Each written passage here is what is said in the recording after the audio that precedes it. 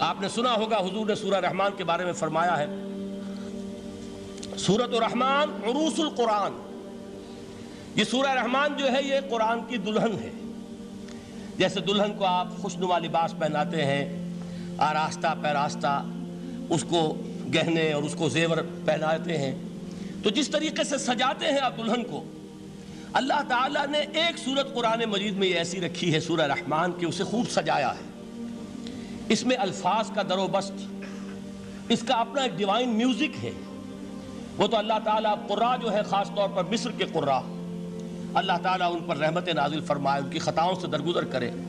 جس طرح قرآن کے انٹرنسک میوزک کو انہوں نے واضح کیا ہے، واقعہ یہ ہے کہ اگر یہ لوگ نہ ہوتے، شیخ عبد الباسط محمد عبد الصمد، شیخ محمود خلیل الحصری، یہ لوگ کہ جنہوں نے قرآن کے اس غنا میوزک، یہ لفظ جو ہے آپ حیران نہ ہو کہ میں یہ کوئی شاید توہین کر رہا ہوں قرآن کی، حضور نے یہ لفظ استعمال کیا ہے، تغنو، اس قرآن کو اچھی سے اچھی خوشلحانی کے ساتھ پڑھو۔ من لم یتغن بالقرآن فلیس منا، جو قرآن کو بہتر سے بہتر انداز میں، اچھی سے اچھی آواز میں، خوشلحانی کے ساتھ پڑھنے کی کوشش نہیں کرتا، وہ ہم میں سے نہیں ہے۔ بلکہ ایک مرتبہ حضور رات کے وقت آپ گشت پر تھے اپنے ساتھیوں کے حالات معلوم کرنے کے لیے۔ حضرت ابو موسیٰ اشعری رضی اللہ تعالیٰ عنہ ایک صحابی ہیں، ان کے گھر کے پاس سے گزر ہوا، وہ رات کو تہجد پڑھ رہے تھے، کھڑے ہوئے کیف کے عالم میں قرآن تلاوت کر رہے ہیں۔ حضور کو بہت پسند آئی ان کی قرات، کافی دیر تک وہاں کھڑے سنتے رہے۔ اب انہیں کیا پتا کون سن رہا ہے۔ بالکل اسی طرح سمجھ لیجئے ایک بات یاد آئی ہے، حضور فرماتے ہیں کہ جس طرح کان لگا کر اللہ قرآن کو سنتا ہے، کسی چیز کو نہیں سنتا۔ ہمیں نظر نہیں آتا نا، ہمیں معلوم نہیں، ہم قرآن پڑھ رہے ہیں تو سننے والا کون ہے؟ سب سے زیادہ کان لگا کر خود اللہ۔ یہاں اس لیے مجھے یاد آیا کہ ابو موسیٰ اشعری کو کیا پتا تھا کہ کون سن رہا ہے۔ وہ اپنی کیفیت میں نماز میں تہجد میں قرآن کی تلاوت کر رہے تھے، اور ظاہر بات ہے ان کے گھر ایکڑوں میں بنے ہوئے نہیں تھے، ایک ایک کمرہ، ایک ایک کوئی حجرہ، ایسے ہی تو گھر تھے نا صحابہ کے۔ لہذا حضور پاس سے گزرے، آواز آئی، کافی دیر سنتے رہے۔ اس کے بعد آپ تشریف لے گئے، صبح فجر میں ملاقات ہوئی تو حضور نے تحسین کے انداز میں فرمایا، یا ابا موسیٰ انک قد اوتیت مزمارا من مزامیر آل داؤد، اے ابو موسیٰ تمہیں تو آل داؤد کے سازوں میں سے ایک ساز اللہ نے عطا فرما دیا ہے۔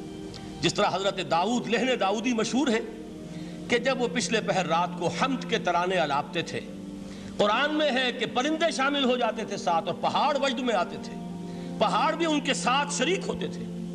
تو جس طرح کا اللہ نے ان کو لہن عطا فرمایا تھا، حضور نے تحسین کے انداز میں فرمایا ہے ابو موسیٰ اشعری، اللہ نے تمہیں بھی آل داؤد کے سازوں میں سے ایک ساز عطا فرمایا۔ بہرحال قرآن مجید کا جو یہ میوزک ہے، قرآن کے الفاظ کا جو حسن ہے، جہاں تک حسن معنوی ہے وہ تو ہر لفظ میں ہے، لیکن یہ حسن ظاہری، حسن صوتی، حسن لفظی، یہ اپنے کلائمیکس پر آپ کو نظر آئے گا سورہ رحمان میں۔ لیکن قرآن میں یہ سورت اس اعتبار سے بھی ممتاز ہے، اس کی 4 آیات پر ذرا توجہ کریں گے، عجیب حقائق سامنے آئیں گے۔ جہاں یہ قرآن مجید کے حسن صوت اور حسن لفظی کی معراج ہے، وہیں اس کی پہلی 4 آیات میں 4 چوٹی کی چیزوں کا ذکر ہے، سب سے اونچی چیزیں۔ پہلی آیت کیا ہے؟ الرحمن، ایک آیت ہو گئی۔ رحمان کیا ہے؟ اللہ کا نام ہے۔ کبھی آپ نے غور کیا اللہ کے ناموں میں سب سے پیارا نام کون سا ہوگا؟ رحمان۔ کیوں؟ اس کا مادہ کیا ہے؟ رحمت۔ ہمیں سب سے بڑھ کر جس چیز کی ضرورت ہے وہ کیا ہے؟ رحمت خداوندی۔ نام اچھی طرح سن لیجئے اس حضور کے قول کو۔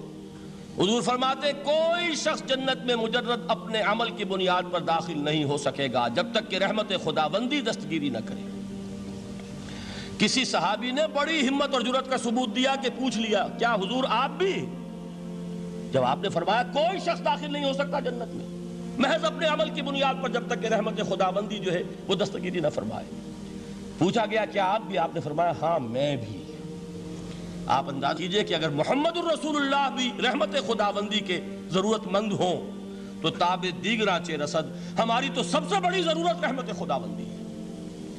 اب یہ رحمت جو ہے قرآن مجید میں اللہ تعالیٰ کی یہ شان 2 الفاظ کے ذریعے سے آتی ہے، رحیم اور رحمان۔ اور کوئی مادہ نہیں ہے جس سے 2 نام بنتے ہوں اللہ کے۔ لیکن یہ مادہ ہے واحد رحمت کا کہ جس سے رحمان بھی ہے رحیم بھی ہے۔